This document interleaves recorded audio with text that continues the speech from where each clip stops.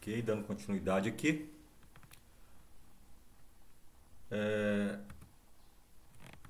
Falando ainda da proposta que tomou espaço nos últimos anos, né, da gestão escolar, foi a implementação do projeto político-pedagógico, PPP, de acordo com o Plano Nacional de Educação. O PPP é um instrumento essencial da gestão e autonomia escolar, visto que ressalta a participação dos profissionais da educação e da comunidade escolar para que garanta o alcance de seus objetivos pedagógicos. Como estratégias, as propostas voltadas para a educação são inseridas por meio de iniciativas nacionais como o Fundo de Desenvolvimento da Escola, Fundo da Escola, que enfatiza a gestão democrática. Essa proposta visa o desenvolvimento da gestão escolar com vistas à melhoria da qualidade das escolas do ensino fundamental e a permanência das crianças nas escolas públicas nas regiões Norte, Nordeste e Centro-Oeste.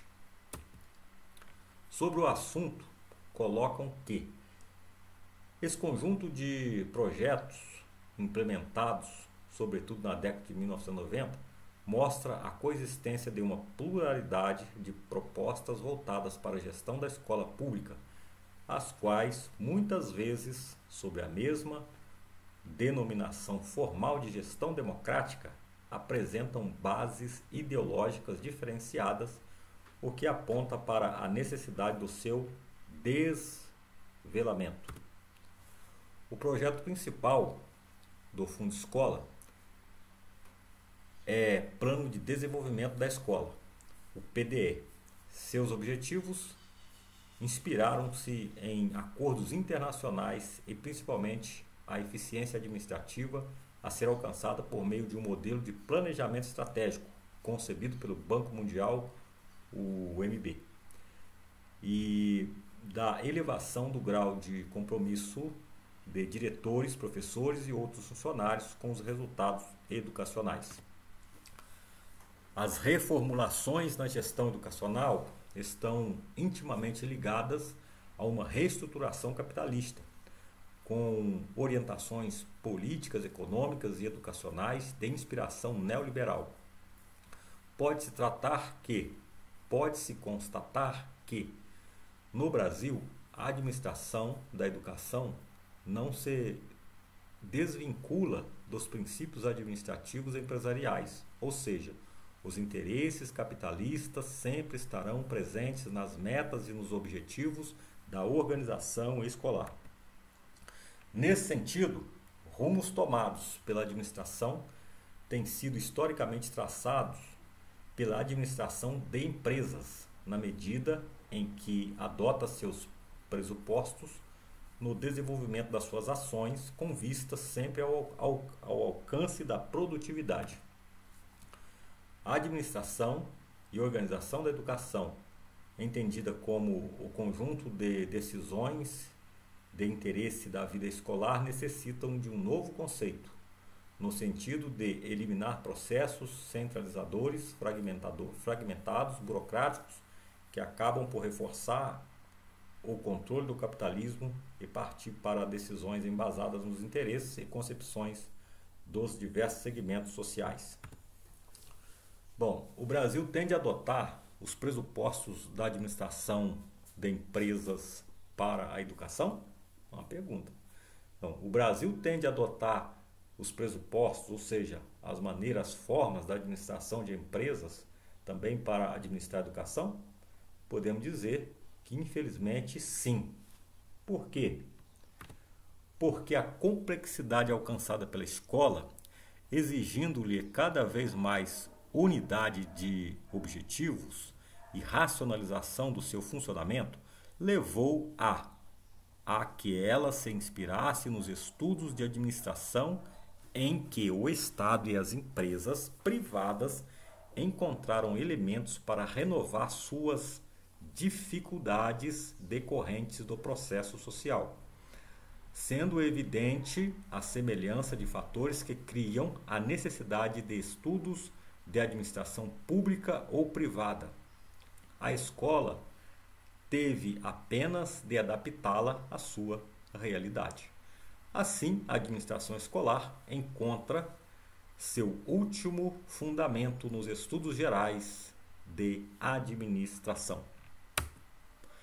Para fazer face aos problemas acumulados, o Estado tem buscado alternativas de reformar o sistema educacional, aprovando diversas legislações e programas, os quais têm exercido um papel determinante no cenário educacional brasileiro, seja no sentido de efetivamente promover reformas necessárias, seja de gerar resultados por meio dos programas adotados com menores custos e em curto prazo, para atender interesses do mercado, colocando sobre o sistema escolar a responsabilização por esses resultados.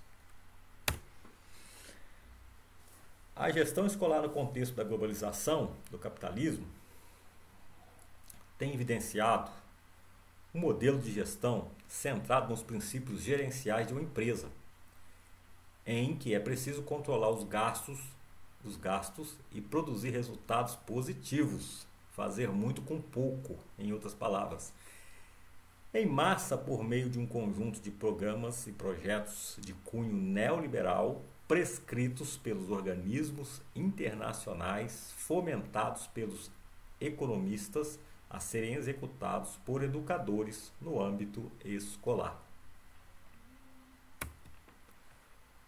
O que passa a fazer parte de uma nova agenda para a gestão da escola se concentra em analisar questões sobre o contexto social, político, cultural e econômico da escola pública, a teoria de educação que se fundamenta a escola.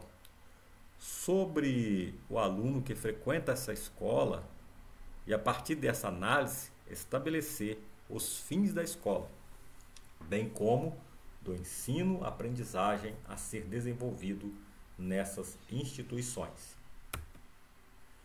Em suma, compreende-se que a gestão da escola pública passou por profundas transformações, primeiramente com seu caráter extremamente ligado à administração de empresas, com teorias que têm por objetivos a maior produção com a racionalização dos recursos.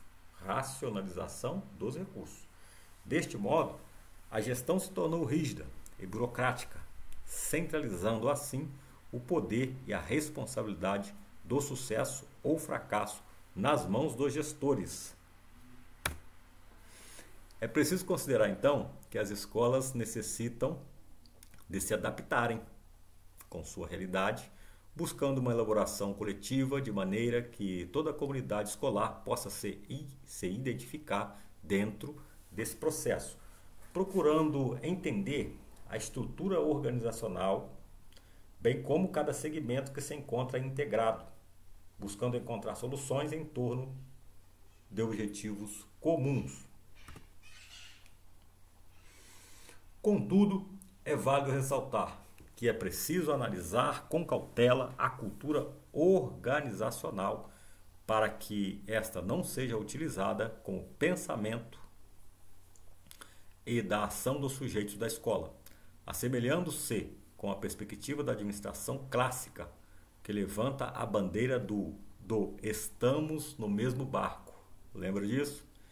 E usando mecanismos persuasivos e ideológicos, fazendo com que todos vistam a camisa da empresa ou da escola e fiquem sintonizados plenamente com seus objetivos ou interesses.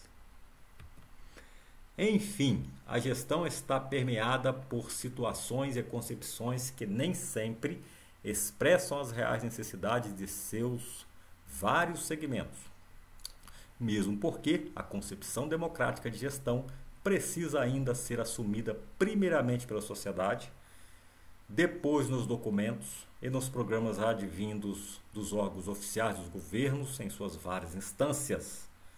Portanto, se faz necessário compreender o conceito de democracia e como seus fundamentos e princípios foram assumidos em sua cidade, pela sociedade, bem como abordar o panorama atual das principais questões que rodeiam o campo da participação, da gestão democrática e da autogestão, na busca de contribuir com a reflexão a respeito da gestão escolar na contemporaneidade.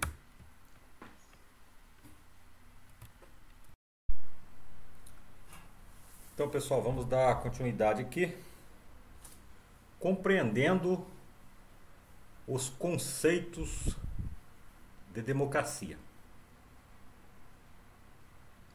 Os filósofos gregos e a concepção de democracia. Agora vamos falar um pouco de filosofia para que possamos buscar, né, na filosofia aí a raiz desses conceitos para que possamos melhor compreendê-los aqui nos nossos dias. Então, como podemos ver, são conceitos já antigos, né? Ainda da época dos primeiros filósofos, no caso aqui dos gregos, né? Vamos falar aí no contexto etimológico, a palavra democracia tem origem grega,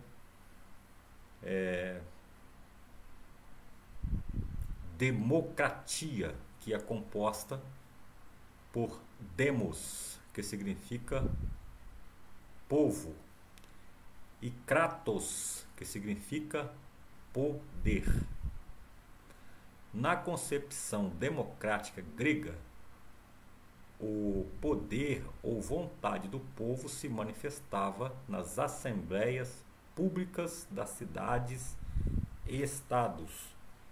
Era o momento no qual os cidadãos tinham para tomar decisões políticas de interesse da comunidade. Entretanto, apesar do termo ter se consolidado em Atenas como uma forma de organização política das cidades e estados gregos, não havia uma democracia no sentido restrito do termo, pois a grande maioria da população ateniense não era composta de cidadãos. Por definição, aqueles que poderiam participar da coisa pública, e sim de escravos, mulheres, crianças e estrangeiros, que eram excluídos das eleições, que, em geral, eram feitas por processos fraudulentos. Então, a própria história, né, da democracia, ela já traz um ranço, né, de mau exemplo, né, desde o princípio. Então, Platão e seu discípulo Aristóteles são os dois primeiros grandes mestres do pensamento político e social. Ambos refletiam sobre as principais questões políticas de sua época e redigiram algumas obras onde aparece de forma clara suas ideias acerca da política grega e ateniense. E com base na análise das sociedades e suas perspectivas, relações sociopolíticas, procuraram dividi-las naquilo que eles próprios denominaram de as formas justas e degeneradas do Estado.